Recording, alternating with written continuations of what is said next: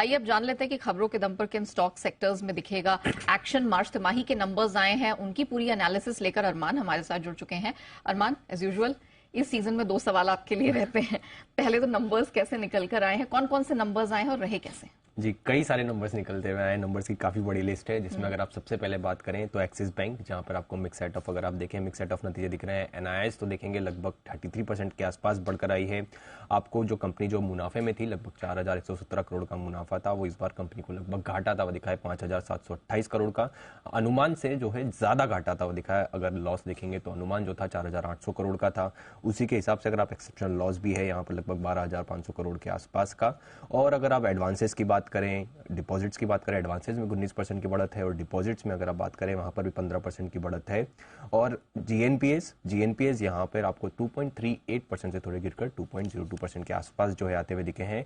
और अगर आप निम्स भी देखें तो निम्स में आपको कटौती दिखेगी, 4.26% से गिरकर थोड़े 4.22% के आसपास जो है वहां पर आते हुए दिखे हैं। विप्रो, यहां पर अगर आप नतीजे देखें, जो हमारा अनुमान था उससे थोड़े कमजोर नतीजे दिख रहे हैं। आय यहां पर अगर आप देखेंगे तो लगभग फ्लैट रही है, 0.2% गिरकर आई है।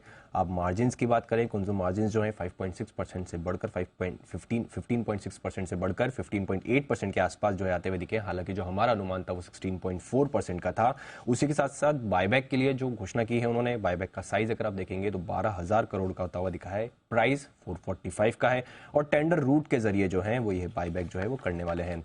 टेक महिंद्रा, यहां पर जो हमारा अनुमान था उससे कमजोर नतीजे आते हुए दिखे हैं। आय में लगभग यहां पर भी फ्लैट रही है, डाउन लगभग 0.1% के आसपास रही है। और अगर आप इबिट की बात करें तो इबिट में भी आपको 20% की कटौती दिखेगी। हालांकि अगर आप एडजस्टेड इबिट की बात करें तो वहां पर 7% के आसपास की आपको गिरावट आती हुई दिखेगी। जो हमारा अनुमान 1630 का था वो 1530 के आसपास जो है आते हुए दिखे हैं। और मार्जिन जो है 12% से गिरकर 9.6% के आसपास आते हुए दिखे हैं। अब मार्जिन की बात करें तो जो हमारा अनुमान था वो 11.8% का था।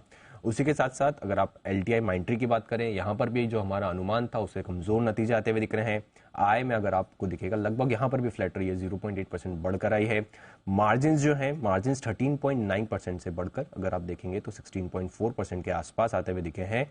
और मुनाफे की बात करें तो मुनाफा भी लगभग अगर आप 1000 करोड़ से बढ़कर 1114 करोड़ के आसपास जो है यहां पर आता हुआ दिखा है। और फाइनल डिविडेंड भी दिया है 40 रुपए का।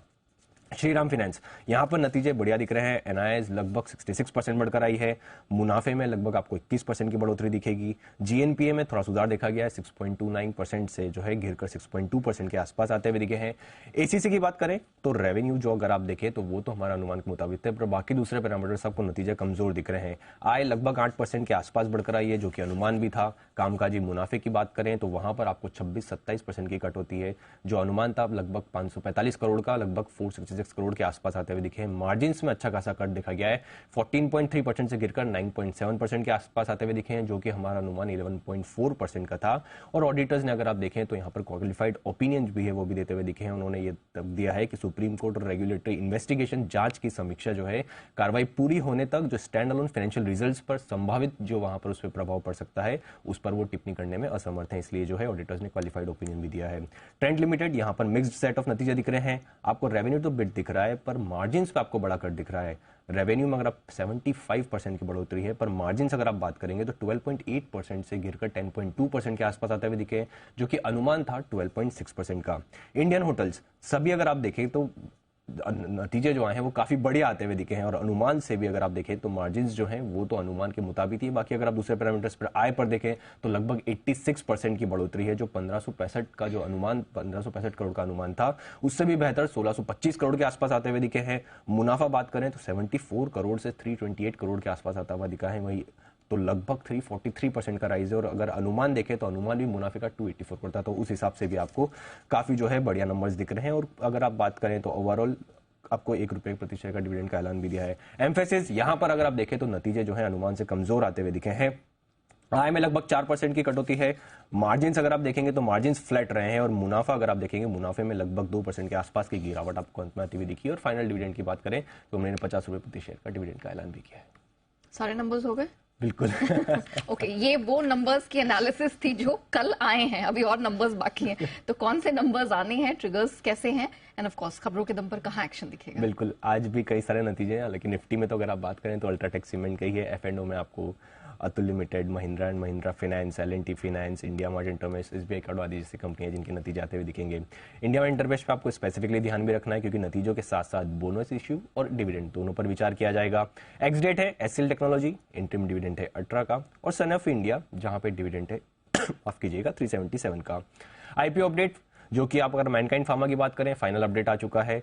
अगर आप ओवरऑल सब्सक्रिप्शन देखें तो लगभग 15.3 टाइम्स बढ़ता हुआ दिखा है, जिसमें रिटेल का हिस्सा अगर आप देखेंगे 92% पर, QIB का हिस्सा अगर आप देखेंगे तो 49 टाइम्स जो है वहां पर उसको सब्सक्रिप्शन मिलता हुआ दिखा है। खबरों में गोदरेज कंज्यूमर और रेमंड पर ध्यान रखिएगा क्योंकि रेमंड कंज्यूमर केयर ने अपना जो FMCG कारोबार को लगभग 2825 करोड़ में गोदरेज कंज्यूमर प्रोडक्ट्स को बेचा है।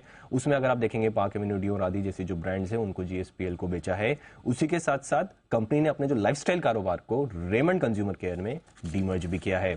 IRB इंफ्रा यहां पर भी ध्यान रखेंगे क्योंकि अगर आप देखें नेहरू आउटर रिंग रोड में के TOT के लिए HMDA जिसकी बात करें हैदराबाद मेट्रोपॉलिटन डेवलपमेंट अथॉरिटी से उनको LOA मिला है। और अगर फाइनेंशियल क्लोजर्स की बात करें तो उसमें कंपनी ने HMDA को लगभग उनको फाइनेंशियल क्लोजर के टाइम पे 7,380 करोड़ का जो है अपफ्रंट भुगतान करना होगा। LIC यहां पर फ्रंट रनिंग के केस में LIC के एक अधिकारी सहित 5 पर अगर आप देखें पाबंदी मिली और इन्वेस्टमेंट डिपार्टमेंट में से जुड़े अधिकारियों ने जो ये की थी फ्रंट रनिंग। अगर आप बात करें सेबी को लगभग इनको 2.4 करोड़ के आसपास का जो है अवैध लाभ भी जमा करने का निर्देश दिया है।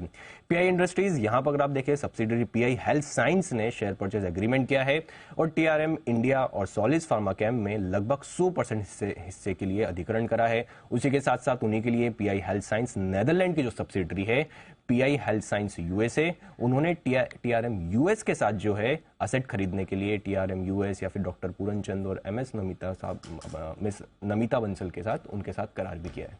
ओके, चलिए, तो ये है महत्वपूर्ण खबरें आज के लिए जिस पर आज चुनिंदा स्टॉक सेक्टर्स रिएक्ट करते दिखेंगे। एंड ऑफ कोर्स आपको जो नतीजे आने वाले हैं उसको मिस नहीं करना है क्योंकि भरपूर एक्शन वहां पर भी दिखाई देगा। शुक्रिया अरमान, वो पूरी डिटेल दर्शकों के सामने रखने